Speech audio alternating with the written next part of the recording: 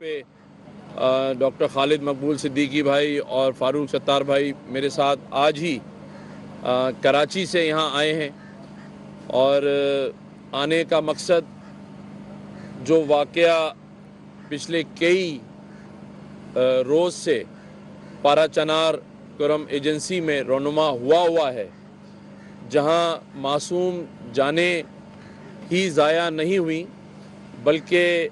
अद्वियात और ग़िज़ाई किल्लत की वजह से कई मासूम बच्चे भी अपनी जानों से चले गए हैं। उस सारी सूरत हाल को देखते हुए आज से 4 दिन पहले मेरी पारा चनार के MNA हमीद हुसैन भाई से बात हुई थी। हमीद भाई से मैंने ख़ुद कहा कि हम किस तरह से इस मसले को हल कर सकते हैं। जब उन्होंने कुछ बातें की तो मैंने डॉक्टर खालिद मकबूल सिद्दीकी भाई से बात की तो उन्होंने मुझे कहा कि बिल्कुल आप इस मामले में और इस मामले को ठीक करने में किरदार अदा करें, हम सब साथ हैं। और फिर जब ये बताया गया कि वहाँ अद्वियात और ग़िज़ाई किल्लत है तो मैंने हमारे कराची के एक नौजवान जो कि पूरे पाकिस्तान में JDC के नाम से अपना काम कर रहे हैं, ज़फ़र अब्बास भाई को कहा तो उन्होंने कहा कि बिल्कुल, और उसी रात से इन्होंने करोड़ों रुपए मालियत की अद्वियात, दवाइयाँ, बच्चों के खुश्क दूध और वो मेडिसिन जो वहाँ अवेलेबल नहीं है वो ख़रीदना शुरू कर दी। कुछ ख़रीदारी यहाँ इस्लामाबाद से, पिंडी से भी की गई और कुछ जो हमारे ताकतवर पाकिस्तान के राशन बॉक्सेस हैं उनके ट्रक्स जो हैं वो कराची से ही रवाना हुए, कुछ रास्ते में हैं, कुछ पहुँच रहे हैं। तो मकसद ये था कि हम इस मुश्किल वक्त में अपने पारा चनार के भाइयों के साथ खड़े हों, इस मुश्किल वक्त में उन्हें अकेला ना छोड़ें। इसी तरह हमारे डॉक्टर फ़ारूक सत्तार भाई आज वहाँ से आए और हम सब, ये मैं आपको बताता चलूँ, इस मामले को पारा चनार जाकर और उस जरगे के साथ बैठकर भी हल करवाने के लिए तैयार थे। और हुआ ये कि जब मैं यहाँ से बात करके खालिद भाई से इजाज़त लेके कराची गया तो मैं सबसे पहले अल्लामा शहनशाह नकवी साहब के घर गया, उसके बाद मुफ्ती अब्दुल रहीम साहब के पास गया, उनकी रिहाइश गया, उसके बाद हमने सिपह साहबा के औरंगज़ेब फ़ारूकी भाई से बात की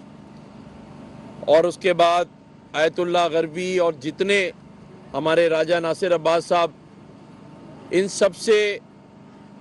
बात करने का मकसद ये था कि इस मामले को बैठकर दोनों फ़रीक़ैन के दरमियान सुलह करवाकर आगे बढ़ा जाए, रास्ता खुल जाए और मामूलात ज़िंदगी जो हैं वो अपने हिसाब से चलने लगें। और अल्हम्दुलिल्लाह हमारी इस बात के बाद मुफ्ती अब्दुल रहीम साहब इस्लामाबाद पहुंच गए। अल्लामा शहनशाह नकवी साहब की फ़्लाइट सुबह 7 बजे की थी, बाकी सब भी उलमाए कराम यहाँ मेरे साथ पहुँच रहे थे। लेकिन रात को जब मेरी बात हमारे MNA हमीद हुसैन भाई से हुई तो इन्होंने मुझे एक अच्छी खबर सुनाई कि रात 11:30 बजे दोनों फ़रीक़ैन के दरमियान मुआहदे पे दस्तखत हो जाएंगे और सारी चीज़ें ठीक हो जाएंगी। तो फिर हमने कहा कि ठीक है, हम फिर यहाँ नहीं आते। हम अपनी उन तैयारियों में लग गए जिसमें ये अद्वियात, बाकी चीज़ें ज़फ़र अब्बास भाई कर रहे थे। लेकिन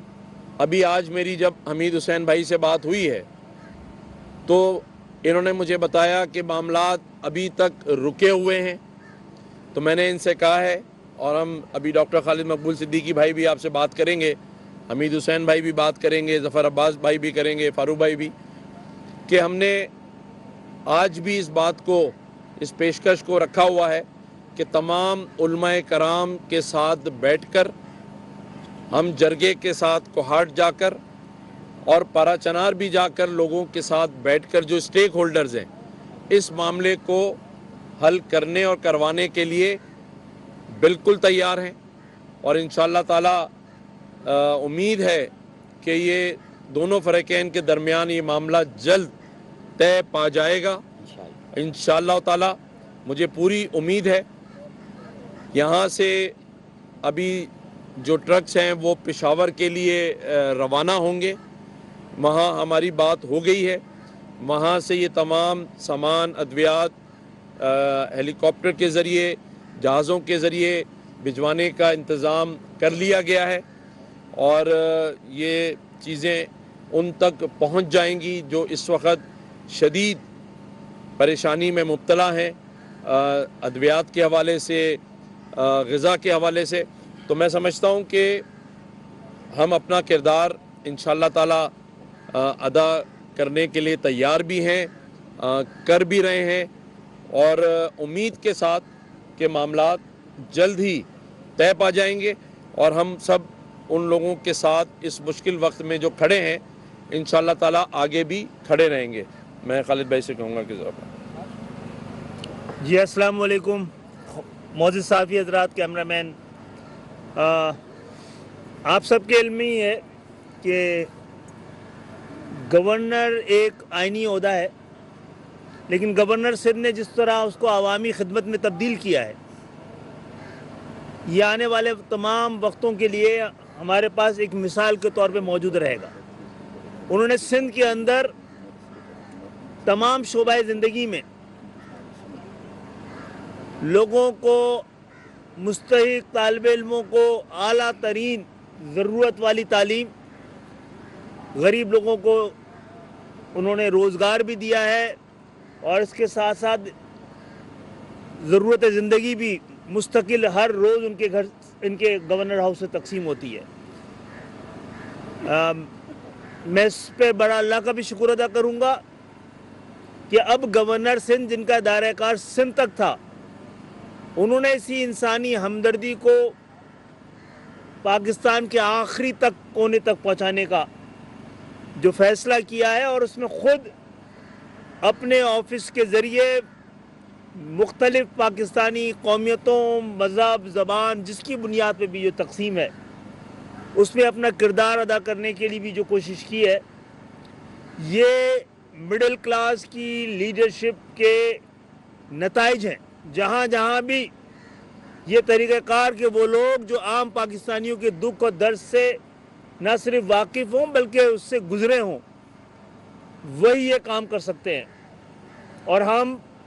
پورے پاکستان کے کونے کونے کے، پاکستان کے تمام لوگ، تمام زبانیں، تمام مذاہب، تمام فرقے اور مسلک، سب کے لیے ہمارے گورنر ہاؤس کے دروازے کھلے ہوئے ہیں، ایم کیو ایم کے باہیں کھلی ہوئی ہیں، اور ایک بار پاکستان اس طرز سیاست سے متعارف ہو جائے گا تو انشاءاللہ بہت سارے مسائل خود حل ہو جائیں گے، اور میں مبارکباد کا مستحق سمجھتا ہوں اور گورنر سندھ کو بھی کہ وہ جس طرح پاکستان، دین اور عام پاکستانیوں کی خدمت کر رہے ہیں، یہ ضرور اس کے نتائج نکلیں گے انشاءاللہ تعالی۔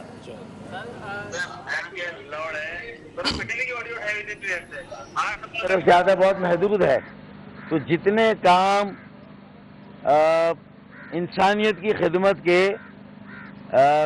سندھ کے گورنر، جو کہ ایم کیو ایم کے گورنر ہیں، عوامی گورنر ہیں، ان کی جانب سے خالد مقبول بھائی اور ایم کیو ایم کی پالیسی اور ہدایت کے مطابق ہوئے ہیں، میں سمجھتا ہوں کہ یہ ریکارڈ توڑ کام ہے۔ میں اس کی تفصیل میں تو نہیں جاؤں گا، لیکن یہ بتانا ضروری ہے کہ یہ کروڑوں اربوں روپے کی جو خدمات کے کام ہیں، یہ گورنر صاحب، ان کے ساتھ جو مخیر حضرات کی ایک ٹیم، اس اعتماد کے ساتھ کہ یہ جو وسائل ہیں یہ صحیح جگہ پر خرچ ہو رہے ہیں اور مستحقین تک یہ ساری امداد پہنچ رہی ہے. یہ اس جذبے کے ساتھ کام ہو رہا ہے. اور J D C Jafaria disaster cell, آپ کو یاد ہوگا 2005 8 اکتوبر کا زلزلہ تباہ کن جو ہمارے شمالی علاقوں کشمیر KPK میں آیا، اس میں بھی MQM سب سے پہلے وہاں ریلیف کے لیے اور امداد کے لیے. ملاحظہ کرنا ہے گورنر سندھ کامران ٹیسوری کے ساتھ متحدہ قوم موومنٹ کے اہم رہنما پریس کانفرنس کر رہے ہیں.